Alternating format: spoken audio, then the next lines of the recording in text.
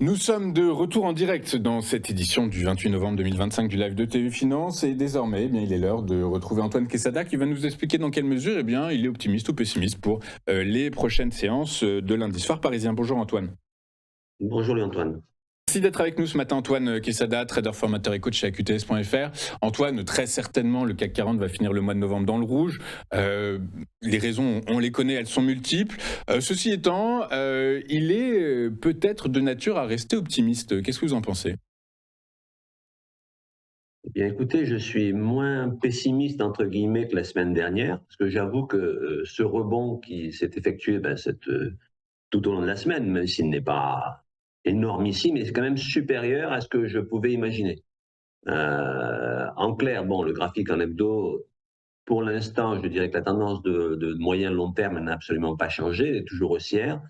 On a fait récemment un plus haut historique, mais qui, d'après moi, et je le dis, je le maintiens, n'était qu'un feu de paille. Cela dit, effectivement, cela dit, on va aller directement, oui, juste, on a rebondi simplement ici sur la moyenne mobile 20 en pointillé, qui est un support normalement lorsqu'une tendance est haussière, et ça s'est encore vérifié cette semaine. On va passer rapidement sur le graphique en journalier. Voilà. La semaine dernière, vous me posiez la question, est-ce qu'il était temps de passer à l'achat pour des rebonds? Et je vous avais dit non, je pense que le marché a besoin de retracer davantage. Et, euh, et donc, bon, je vous avais fixé, et je maintiens ce niveau, le niveau des 7908 points, qui est ici en pointillé vert, la ligne horizontale, qui aurait fait l'objet d'une baisse beaucoup plus copieuse si on avait clôturé en dessous. Or, déjà vendredi dernier, on est passé en dessous, mais on a largement clôturé au-dessus, et ce rebond, on peut parler d'un rebond sur un support majeur, cela dit, il a été plus copieux, je le valide. Je ne m'attendais pas à ce qu'il soit aussi copieux, entre guillemets. Néanmoins, puisqu'en fait, on a retracé, on a fait quoi? On a retracé 50%, donc la moitié de toute la jambe de baisse qui s'est effectuée depuis les récents plus hauts historiques, depuis les 8314 points. Donc 50% de Fibo, et là, à l'instant T, puisqu'on a ouvert en légère hausse, on est passé en légère baisse, là on est exactement à 8097 points, c'est-à-dire à moins 0,02%, et ça correspond, si vous le voyez bien sur le graphique ici, à 50% de retracement. Donc, je ne pensais pas que ce rebond serait aussi haut, entre guillemets, bien il reste faible malgré tout.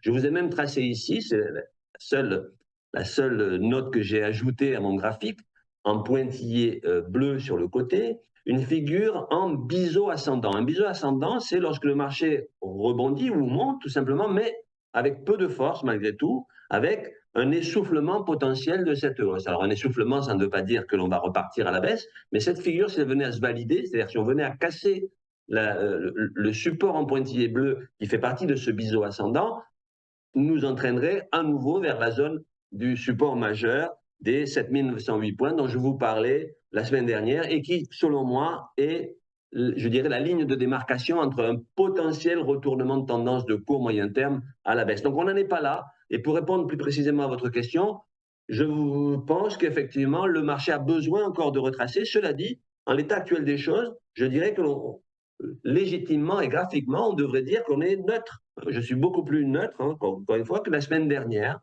Donc, neutre, ça veut dire que tout est possible. Alors, tout est possible, vous l'avez dit tout à l'heure, les marchés américains ne sont pas ouverts aujourd'hui, en tout cas partiellement. Donc, effectivement, il y aura moins d'eau à porter au moulin. Ce qui ne veut pas dire que ça ne peut pas bouger. L'histoire a montré que parfois, lorsque les US étaient fermés, il y avait aussi pas mal de volatilité en Europe. Donc, en clair, statu quo à court terme. Je pense qu'on risque de naviguer latéralement, pour utiliser un verbe, une formule que vous aimez bien. On risque de bouger latéralement entre les 50% de Fibonacci sur lesquels on est à l'heure actuelle, donc entre les 8094 points, on est à 8100 exactement là, et les 8043 points. Les 8043 points, vous voyez sur le graphique, c'est 38,2%, c'est-à-dire ce serait la partie basse de ce biseau ascendant qui n'est autre qu'une figure d'essoufflement de la hausse. Mais je pense que dans les jours qui viennent, le marché aurait d'ailleurs tout intérêt à revenir, sinon sur le support, voire même à le casser un petit peu à la baisse, donc des 7908 points, qui restent pour moi encore aujourd'hui la ligne de démarcation. Mais j'avoue que le marché s'est montré moins faible que je ne pouvais l'imaginer. Donc voilà, donc statu quo pour les jours qui viennent. Et puis on n'anticipe rien, hein. Les supports et les résistances sont là pour marquer des lignes. Soit on les franchit en clôture et à ce moment-là, ça libère un potentiel lorsqu'on franchit une résistance, soit on le casse en clôture également sur le support, et à ce moment-là, c'est un potentiel de baisse qui s'affirme. Mais pour le moment, on navigue entre les deux, et justement, 50% de Fibonacci, ça veut bien dire ça. C'est-à-dire qu'on est pile au milieu du gué, entre un potentiel coup de rein haussier dans les jours qui viennent, ou au contraire, une faiblesse. J'opte plutôt pour la faiblesse, mais j'avoue que je ne mettrai pas ma main au feu. Écoutez, on va suivre votre conseil, on va éviter de se brûler les doigts. Et donc, j'imagine que ce que vous nous expliquez entre les lignes, c'est plutôt d'appeler à un peu d'objectivité, de prise de recul et de voir un petit peu comment les marchés évoluent. Je rappelle, de toute façon, que la prochaine, même si c'est quasiment acté pour les marchés financiers, le prochain vrai catalyseur au-delà de la géopolitique et de ce qu'on n'est pas capable de prévoir, eh bien, c'est la décision de la politique, la décision de la Réserve fédérale américaine les 9 et 10 décembre prochains. A priori, l'assouplissement monétaire devrait se poursuivre. Et puis on verra dans quelle mesure Powell nous explique comment il voit 2026. Donc a priori, voilà, rendez-vous dans une petite dizaine de jours pour pouvoir avoir un peu plus de visibilité, je dirais, Antoine. Absolument.